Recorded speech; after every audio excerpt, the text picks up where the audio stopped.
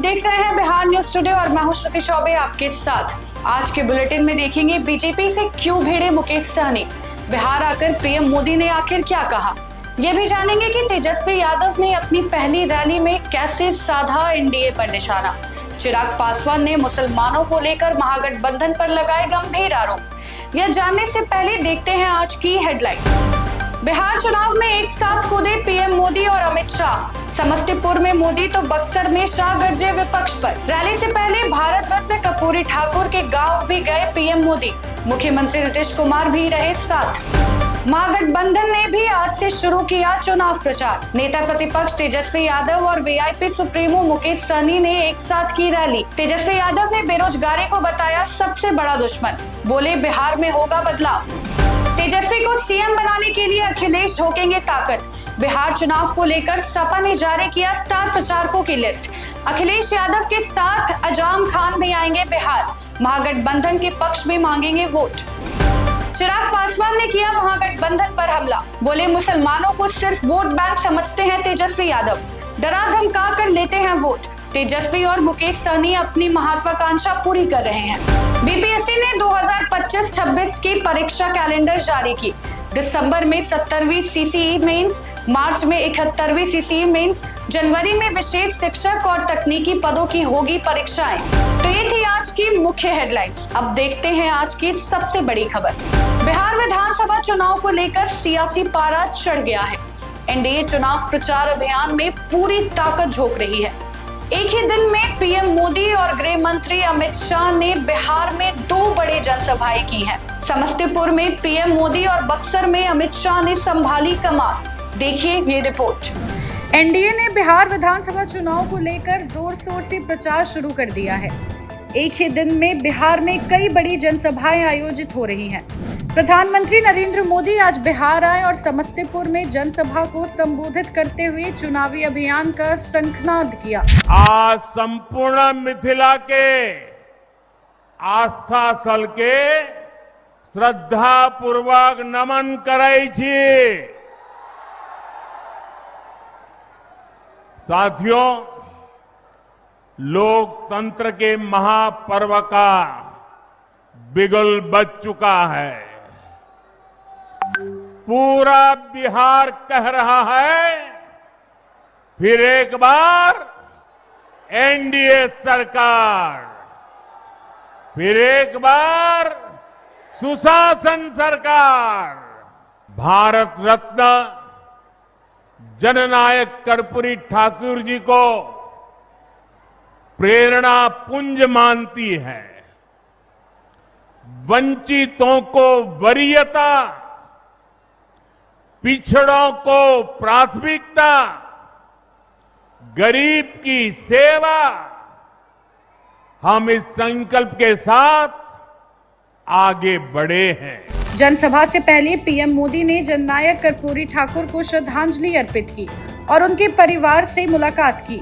वहीं केंद्रीय गृह मंत्री अमित शाह आज बक्सर में रैली कर रहे हैं। एनडीए को जवाब देने के लिए बिहार में अब महागठबंधन ने भी सक्रियता दिखाना शुरू कर दिया है।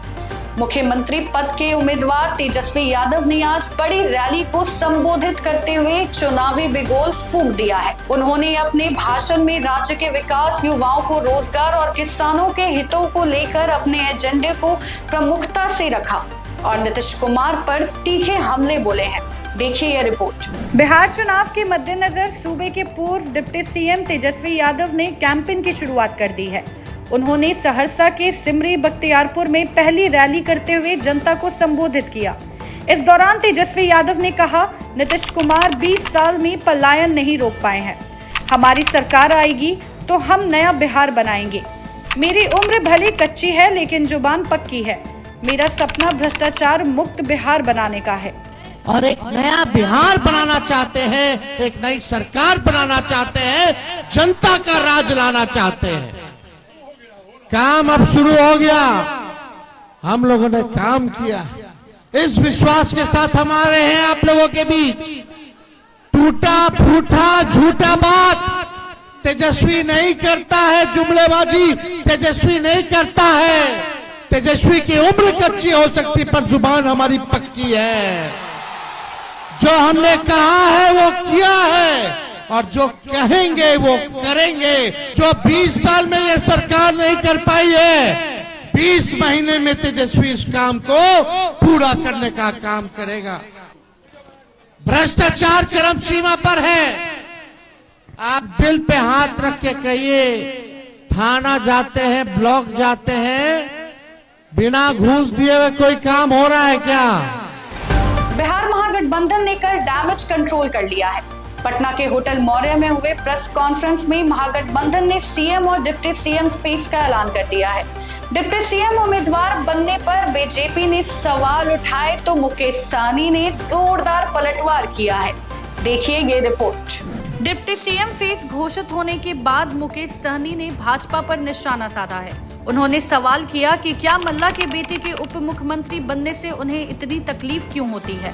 भाजपा को चिंता करने की कोई जरूरत नहीं है। देखिए, बीजेपी को फिक्र करने की आवश्यकता नहीं है।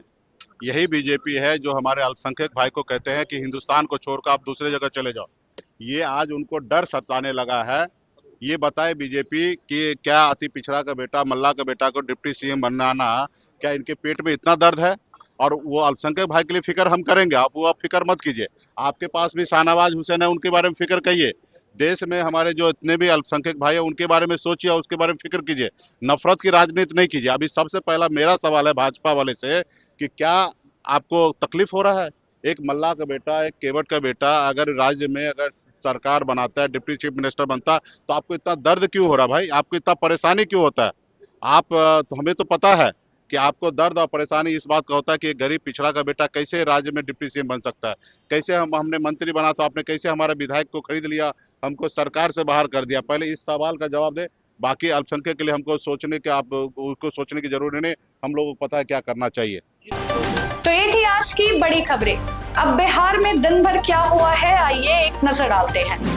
जनस्वराज प्रत्याशी जागृति ठाकुर ने प्रधानमंत्री नरेंद्र मोदी द्वारा कर्पूरी ठाकुर की प्रतिमा पर माल्यार्पण और चुनावी शंखनाद को राजनीतिक लाभ का प्रयास बताया। उन्होंने कहा कि लोकसभा चुनाव से पहले कर्पूरी ठाकुर को भारत रत्न दिया गया और अब विधानसभा चुनाव में फिर उनका नाम भुनाया जा रहा है।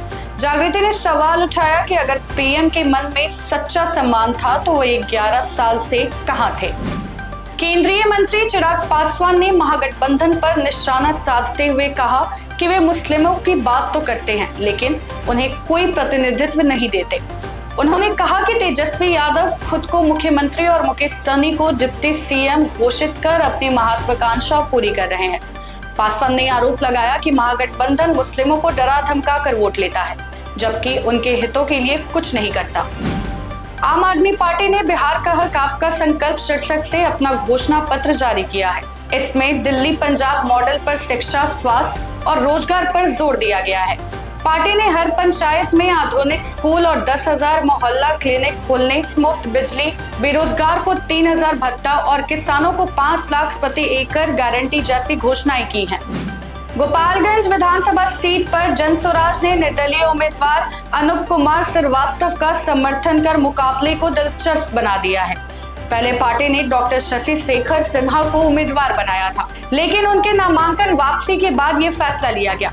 प्रशांत किशोर ने कहा कि जनस्वराज जाति और पैसे की राजनीति खत्म कर विकास आधारित राजनीति की दिशा में काम कर रही है और पुरानी पार्टियां इससे घबराई हुई हैं।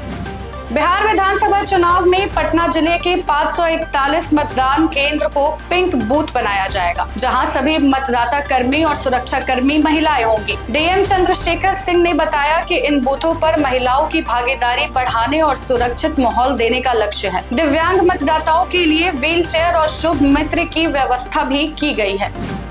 बिहार लोकसभा सेवा आयोग बीपीएससी ने 2025-26 का परीक्षा कैलेंडर जारी कर दिया है। इसके अनुसार 70वीं सीसीई मेंस परीक्षा दिसंबर 2025 में और 71वीं सीसीई मेंस परीक्षा मार्च 2026 में होंगी।